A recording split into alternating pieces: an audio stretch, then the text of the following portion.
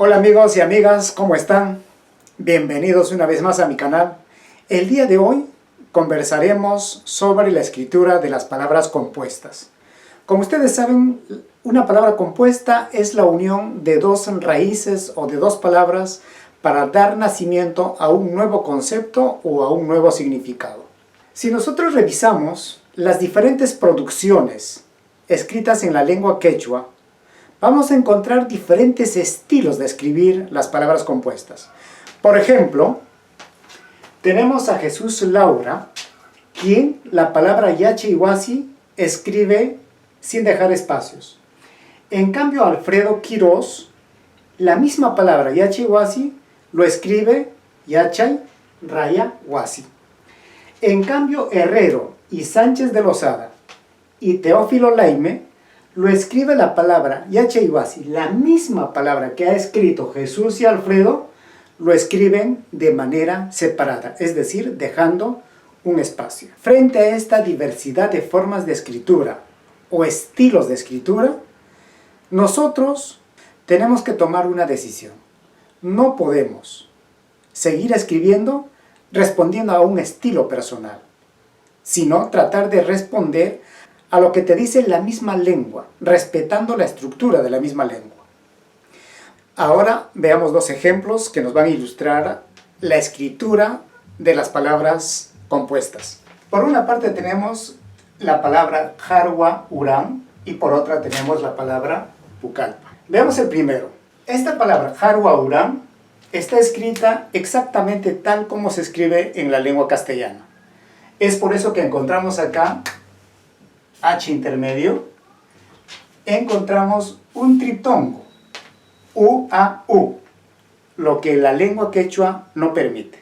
Es decir, al escribir la lengua quechua, esta H no se le escribe por puro adorno como si pasa en el castellano.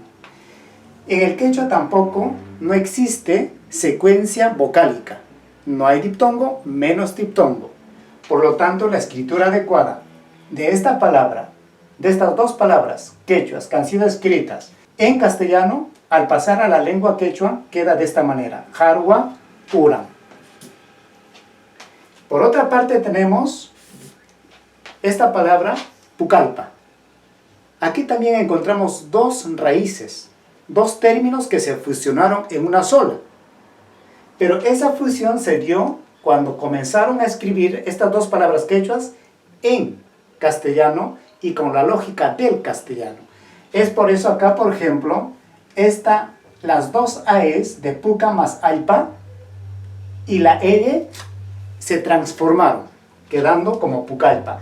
Pero si reescribimos esta palabra pucallpa en la lengua quechua, quedaría de esta manera: puca alpa, puca alpa. Hay muchos escritores de la lengua quechua que tienen el siguiente argumento. Dicen ellos que si nosotros escribimos la palabra compuesta de manera separada, es decir, dejando un espacio, va a originar toda una confusión en los lectores o toda una confusión en las personas que escriben. Argumento nada más falso. Por ejemplo, si yo digo jarwa urampim wasi tarikun, ahí no me genera ninguna duda. La persona que me escucha o la persona que lea jarwa urampim wasi tarikun, inmediatamente él se va a ubicar y dirá: ah, ya, la casa de este señor se encuentra en tal lugar.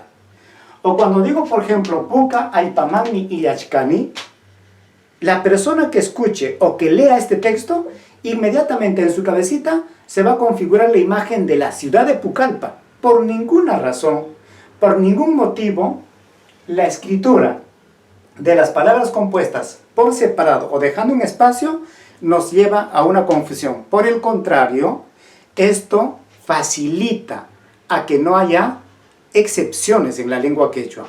Porque si nosotros escribiéramos, por ejemplo, así tal como se escribiría, por ejemplo, la palabra jarwa urán, escribiera de esta manera: jarwa urán, y apareciera así, entonces esto me llevaría a escribir una regla en el que me diga: las palabras compuestas se escriben juntas.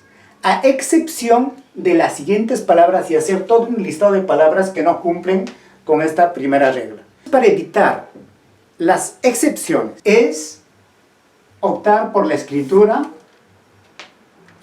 separada de las palabras compuestas.